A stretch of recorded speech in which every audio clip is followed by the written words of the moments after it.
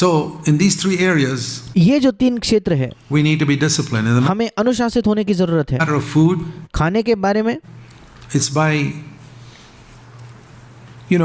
occasional fasting. और ये हम अनुशासन कैसे लाते हैं? कभी कभार उपवास करके. Jesus fasted. यीशु ने उपवास किया. We read in Luke chapter 7. हम पढ़ते हैं लूका रचित सुसमाचार उसके 7वें अध्याय में. He was not an extremist. वो कोई एक चरम की एकदम चरम में जाने वाला व्यक्ति नहीं था. When people saw him eating, जब लोगों ने यीशु मसीह को खाना खाते हुए देखा, they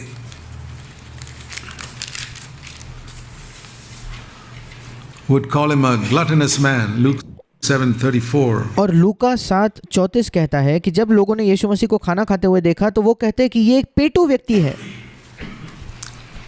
John the Baptist, verse 33, Luke 7:33. John the Baptist came without much eating and drinking. He was very disciplined, like an ascetic. लूका 7:33 कहता है क्योंकि यूहन्ना बपतिस्मा देने वाला न रोटी खाता आया न दाखरस पीता आया.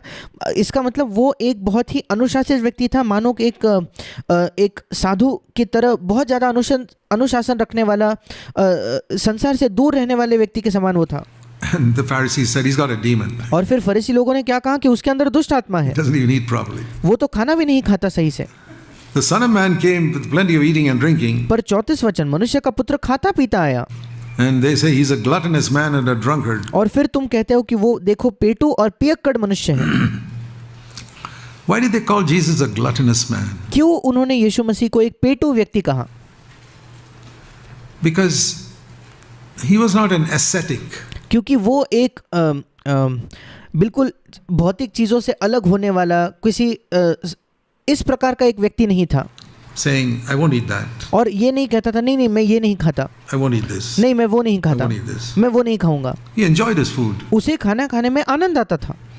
And I have a feeling if somebody asks the Lord, would you like a second helping? He said, sure. और मुझे ऐसा लगता है कि अगर किसी ने प्रभु से पूछा होता कि प्रभु कुछ और खाना लोगे, वो कहता होगा हाँ जरूर लूंगा. Thank you. धन्यवाद.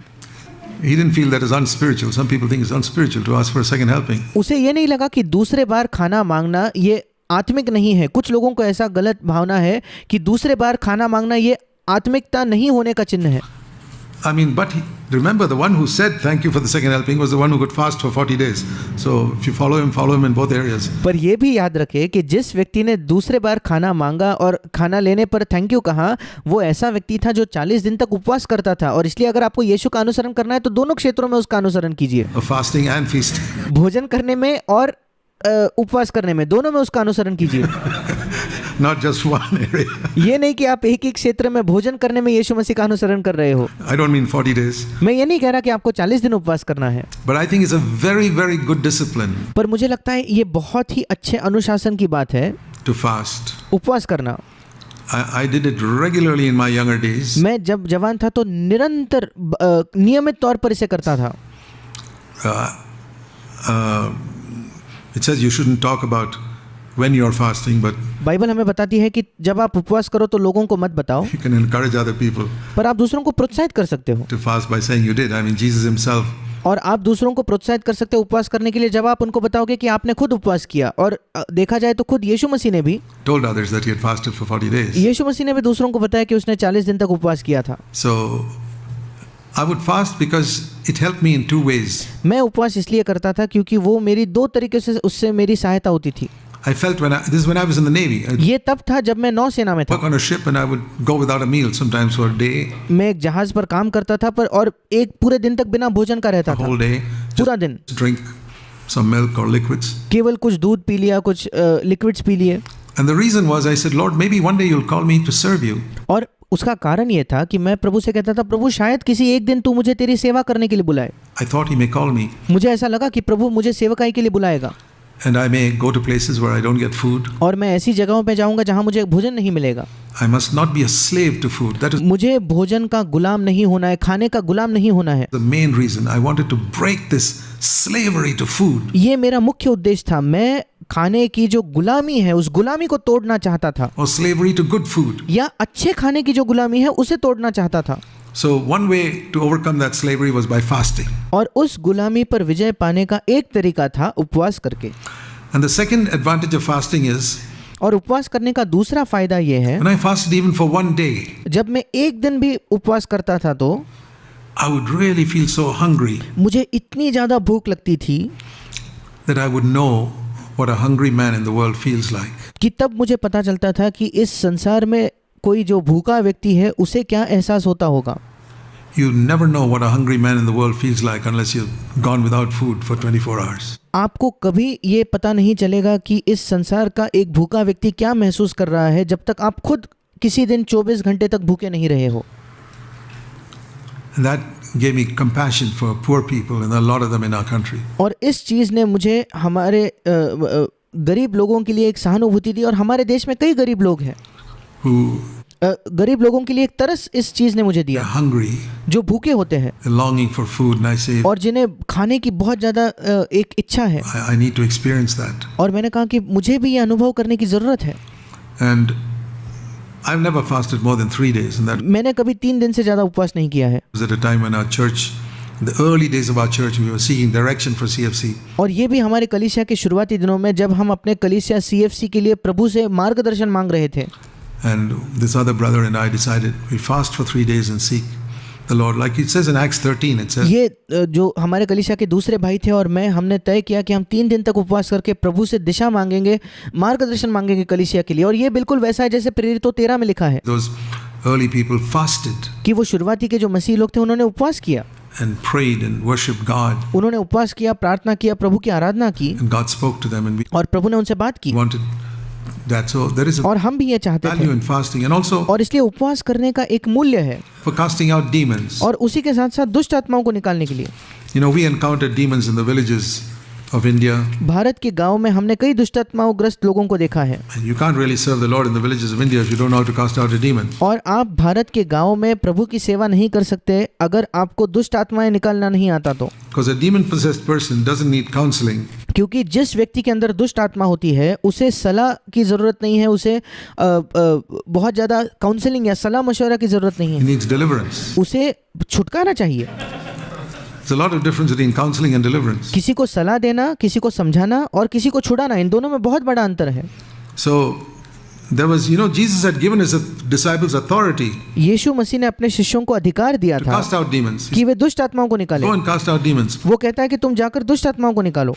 But there was a man who brought his child to the disciples and they couldn't cast it out. And पर एक व्यक्ति था जिसने अपने बेटे को शिष्यों के पास लाया और वे उस दुष्ट आत्मा को नहीं निकाल पाए। Matthew 17 verse 19. मत्ती 17 उसके 19 वचन में They came to Jesus and said, "Why couldn't we drive it out?" और शिष्य यीशु के पास आकर कहते हैं कि हमें उसे क्यों नहीं निकाल पाए। And Jesus said, "Because your faith is so small." और यीशु ने कहा क्योंकि तुम्हारा विश्वास बहुत कम है। I told you you have authority to cast out demons, मैंने तुम्हें बताया है कि तुम्हें दुष्ट आत्माओं को निकालने का अधिकार दिया गया है, but you saw that demon and you didn't have faith that I gave you that authority to cast it out. पर तुमने उस दुष्ट आत्मा को देखा और तुम्हारे अंदर विश्वास नहीं था कि मैंने तुम्हें अधिकार दिया है उस दुष्ट आत्मा को निकालने का। And why is your faith so small? और क्यों तुम्हारा विश्वास इतना छोटा है? Even if your faith was like a mustard seed, you could have told that even a mountain to get out, leave alone a demon. तुम्हारा विश्वास अगर एक राय के दाने के समान भी छोटा होता तो दुष्ट आत्मा क्या, एक पहाड़ भी वहां से निकल जाता। But verse 21, you need to pray and fast पर उसी के साथ साथ 21 वचन, तुम्हें प्रार्थना और उपवास करने की जरूरत है to have that type of faith. इस प्रकार का विश्वास प्राप्त करने के लिए। And the time to do it is not after you encounter the demon. You must pray and fast before. और उपवास प्रार्थना करने का समय ये नहीं है कि जब आप दुष्ट आत्मा को देखो तब आप उपवास करने लगो। उस दुष्ट आत्मा को मिलने से पहले आपने उपवास और प्रार्थना करनी चाहिए, So that when you encounter the demon, you cast out that demon. ताकि जब आपका सामना हो किसी दुष्ट आत्मा के साथ, आप उस दुष्ट आत्मा को निकाल सको In faith. विश्वास से। And I'll tell you this. और मैं आपको बताना चाहता हूँ, I'll tell you my testimony. मैं आपको अपनी गवाही दे रहा हूँ। I have never till today, we cast out many demons. I've never till today seen a single demon that did not go with one single command. मैंने आज तक इतने वर्षों में नहीं देखा कि किसी दुष्ट आत्मा को अगर एक आज्ञा दी तो एक आज्ञा में वो दुष्ट आत्मा चले जाता है। मैंने आज तक कभी नहीं देखा कि एक आज्ञा से ज़्यादा किसी दुष्ट आत्मा को देना पड़ा। In the name of Jesus, get out of him or her. यीशु मसीह के नाम से उससे निकल जाओ। Goes. तुरंत वो दुष्ट आत्मा निकल जाता है। If you have faith, अगर आपके अंदर विश्वास है तो, if you pray and fast, अगर आप उपवास और प्रार्थना करो तो, if you keep your body under control, अगर आप अपने शरीर को अनुशासित करो, अपने नियंत्रण के अंदर रखो तो, and that's for anybody. It's और ये हर एक व्यक्ति के लिए है। there's nothing spectacular about casting out a demon. दुष्ट आत्मा को निकालने में कोई बड़ी बात नहीं है। Demons are not afraid of you or me. दुष्ट आत्मा ना ही आपसे डरते हैं ना ही मुझसे डरते हैं, But the name of Jesus, पर यीशु मसीह का नाम, they're really scared. उससे वे बहुत ज्यादा डरते हैं। So there's a value in fasting, and और इसलिए उपवास करने में एक मूल्य है, disciplining the body. और अपने शरीर को अनुशासित करने में एक मूल्य है। I would encourage you, young people especially. मैं आप जवानों को विशेषकर प्रोत्साहित करता हूँ। Then the other thing I would do was, as a discipline, I would just fast once a week. और दूसरी चीज जो मैं करता था, एक अनुशासन के तौर पर सप्ताह में एक दिन मैं उपवास करता था, Just to keep my body, so that like Paul says, I discipline my body and make sure my body doesn't become a slave to food. जैसे केवल अपने शरीर को अनुशासित करने के लिए मैं हफ्ते में एक दिन उपवास करता था। जैसे पौलुस कहता है कि मैं अपने शरीर को अनुशासित करता हूँ ताकि वो भोजन का गुलाम ना हो। And even when eating, और कई बार खाना खाते हुए भी sometimes it's good not to take a second helping. Just कभी कभी ये अच्छा है कि हम दूसरे बार खाना ना परोस कर ले, discipline your body. केवल अपने शरीर को अनुशासित करने के लिए। And not to, read about Daniel, हम दानियल के बारे में पढ़ते हैं that he did a selective fast where he did not eat enjoyable food for 3 weeks or something. कि उसने एक इस प्रकार का उपवास किया कि 3 दिन तक उसने कुछ स्वादिष्ट भोजन नहीं किया।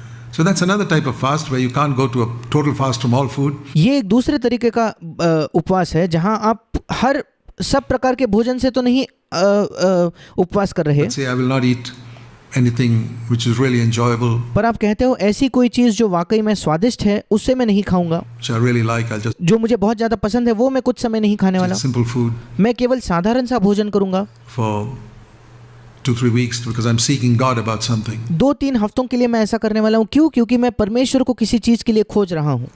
So there is a place for that type of control of disciplining of the body. और इस प्रकार का जो नियंत्रण है शरीर का, इसके लिए भी हमारे जीवन में एक जगह है। And if you've never done it in your life, और अगर आपने अपने जीवन में ये कभी नहीं किया है तो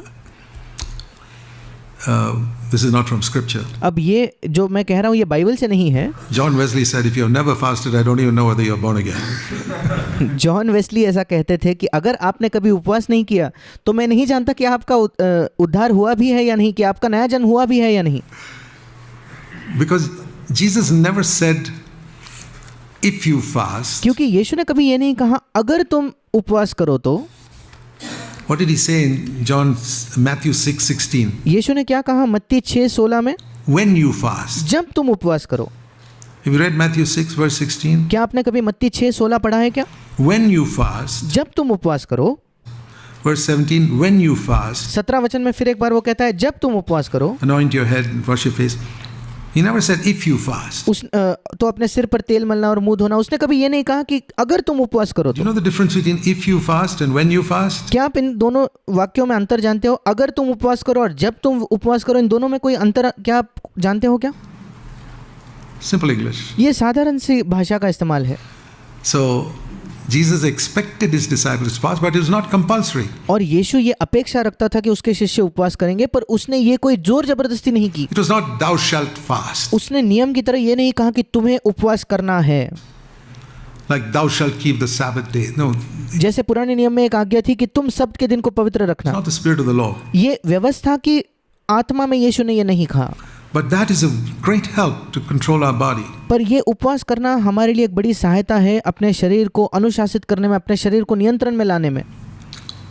And the other area is control our expenditure with money. और दूसरा क्षेत्र ये है कि पैसे के खर्च में हम अपने आप को अनुशासित करें, Which I've already spoken about. और उसकी भी मैंने बात पहले की।